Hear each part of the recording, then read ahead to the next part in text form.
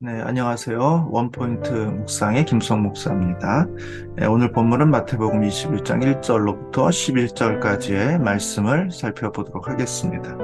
오늘 본문은 예수님께서 선지자의 예언대로 나귀를 타고 예루살렘에 입성하시는 장면과 온 백성들이 이 예수를 환호하고 있는 새로운 나라를 기대하고 있는 모습으로 내용들을 다루고 있습니다. 그러나 우리가 알듯이 이 백성들은 얼마 지나지 않아서 예수님을 십자가에 못 박으라 이렇게 이야기를 하게 되는 것이죠. 왜 예수가 그렇게 변하게 되었는가? 그것은 백성들이 기대했던 왕의 모습이 아니었다라는 사실들을 이내 백성들이 알아버렸기 때문에 그렇게 된 것입니다. 가만히 보면 백성들은 자기가 꿈꾸고 기대했던 나라가 있습니다. 그것은 로마의 압제로부터 벗어나는 것이고 또 다윗의 자손으로서 옛 다윗과 솔로몬의 영광을 회복시키는 그런 나라를 그들은 기대했던 것 같습니다. 그리고 예수가 바로 그 꿈을 실현시켜줄 메시아라고 그와 같은 도구라고 그들은 생각했던 것이죠. 어떻게 보면 예수를 하나의 도구로 자기의 꿈과 목적을 이루어내는 도구로 기대했던 것 같습니다. 가만히 생각해 보면 우상도 그와 같은 것이 아닌가라는 생각들을 해보게 됩니다. 우상이 무엇입니까? 자기의 능력으로는 할 수 없지만 그 도움을 받아서 그 신의 그 초월적인 힘으로 도움을 받아서 목적을 이루어내기를 원했던 것, 그것을 우상으로 섬기는 것처럼 어쩌면 지금 이 순간 예수를 그들의 목적을 이루어내는 또 목적을 성취해주는 도구로 생각했는 것 같습니다.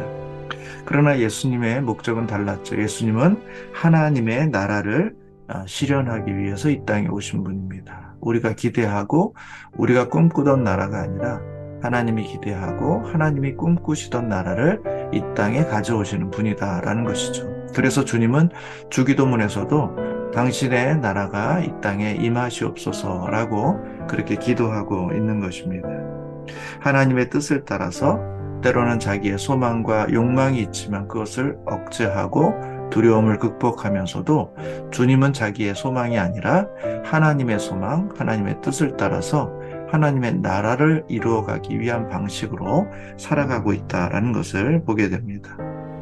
우리가 예수를 통해서 나의 소망, 또 나의 소원들, 또 바람들, 그것을 성취하기를 바란다면 우리는 처음에는 예수를 환호할 수 있지만 곧 이내 예수님의 뒤를 보고 배신하고 돌이킬 사람들이다라는 것입니다. 그것이 바로 이 당시에 예루살렘에서 환호했던 백성들의 모습이고 때로는 제자들의 모습이기도 했던 것입니다.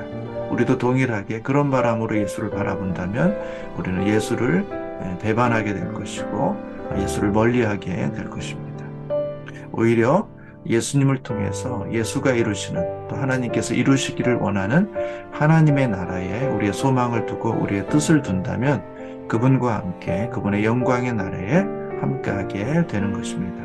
오늘 본문을 통해서 우리가 꿈꿔야 될, 우리가 소망해야 될 나라와 바람이 무엇인지 내 꿈과 내 소망이 아니라 하나님의 나라와 주님의 뜻을 바라고 소망하시는 여러분들이 되시기를 주님의 이름으로 축복합니다.